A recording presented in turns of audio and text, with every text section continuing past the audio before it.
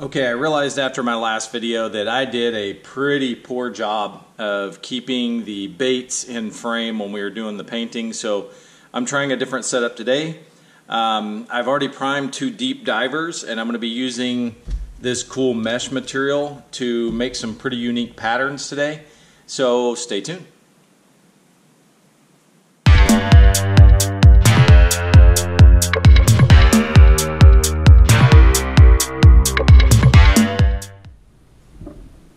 So what we got here is a deep diver primed up with the white.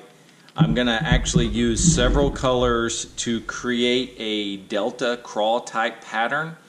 It is not going to be a typical delta crawl pattern, mind you. It is going to be very different. I've never done this method before, so we're going to give it a try. But I'm going to be using some red, some black, some orange, some of that new color that I really dig, that blood red, and some detail sepia. And I'm going to use those colors to create some three-dimensional effects on this thing. But the first thing I'm going to do is paint this whole bait black, and then we'll get started. You don't need to see all that. I'm just going to paint it black, and then once I paint it black, I'll go into some of the details for what I'm doing. Okay, you can see that we've got this thing all blacked out now, and that's so that we can get some three-dimensional effects out of this pattern.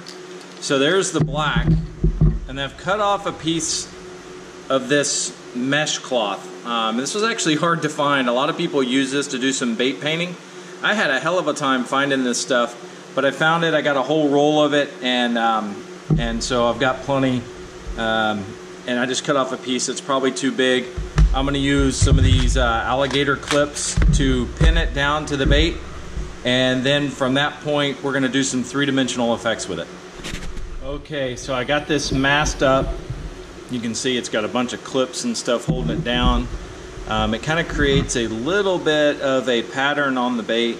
So what we're going to do now is I am going to shoot the whole bait with white again, real lightly. I'm going to turn the air pressure down. And then from there, I'm actually going to do a coat of orange, again, real lightly. I'm going to do the white first. That way, the reason is I'm doing the white is so the orange goes on a little better. But once I do the white, then the orange, and then I'll start to spray in some of these reds and the blood red and some other things to give a little more detail. So we're going to load up the gun and go.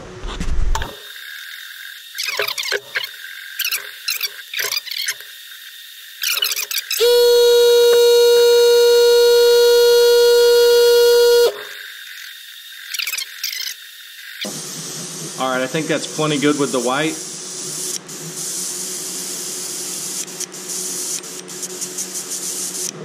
I'm going to heat set, and then we'll come back and do the next color. Okay, so kind of take 2 on the orange. I was trying to spray it on. It was way too thick, so I had to reduce it a little bit. Keep in mind, this is the first time I've ever tried this pattern. So we'll see what happens, but I'm kind of hopeful. So we're going to go with the orange now. Again, just going straight over that white coat, that black coat. And this is, whoa, I just splashed all over the table. We're going to have to clean that up. But we're also going to have to probably do 2 coats to get this the way I want it. So it's going on pretty nice now. Just going straight over. The idea is we want to leave those black lines underneath exposed, so that when we come back and do the next coat with the tricky part, that we get the desired effect.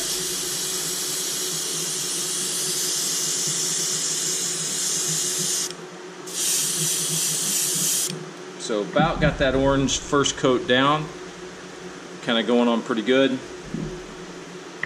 Get the bottom on this side a little bit better.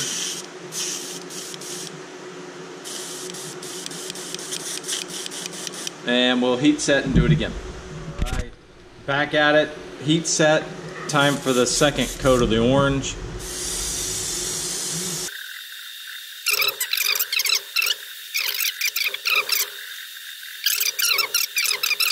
All right, we got that orange layer down pretty good. Looks pretty cool. We'll heat set and we'll move on to the next one. So I turned the pressure down and we're going with the blood red. I am not sure how this is going to work out. This is a really kind of wet paint. It flies on super easy.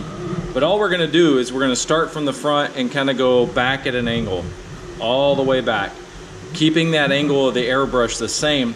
And what that's going to do is allow that black and that orange underneath to really show through, and it'll create a three-dimensional kind of image. So that's spraying good, and we're going to go real light, not a lot of pressure here, and we're going to go way back.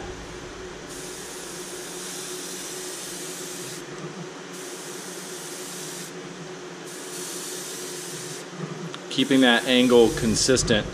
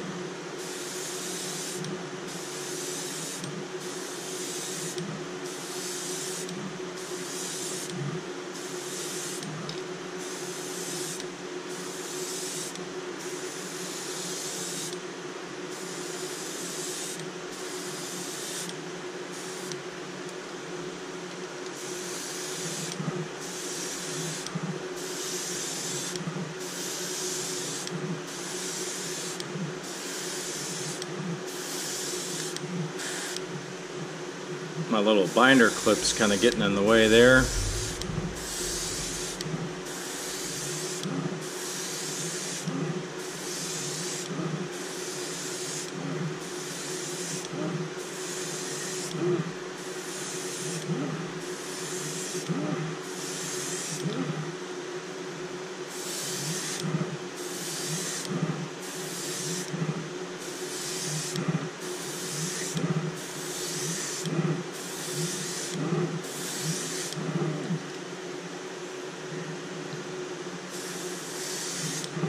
I think I got a pretty good layer of that on there.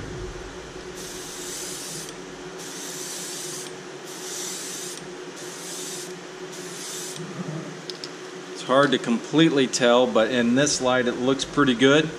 So we're going to let that heat set for a moment, and then we're going to move on to the next color.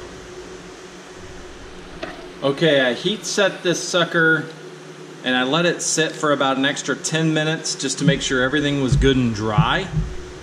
So we're gonna slowly take these off. I know I probably didn't get it as tight around it as I should have. A lot of the people that do this kind of technique say you gotta get it good and tight, and I think I did over a lot of it, but a couple of places up around the nose and down on the bottom here, I know we had some failures there. So what I'm going to do now is, based on a lot of the methods that people use, they basically slowly remove this back.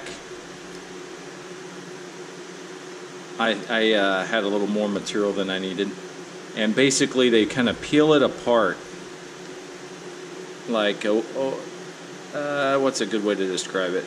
Just kind of pulling it out like this. Oh wow, I can see some of the pattern coming out. This looks pretty cool. And you just kind of give it a pull like that, and then it'll just kind of roll out. Holy cow, that looks crazy cool. I am digging it. What do you guys think about that? It's got some of the white showing through and the different oranges and reds. I mean, that thing is crazy.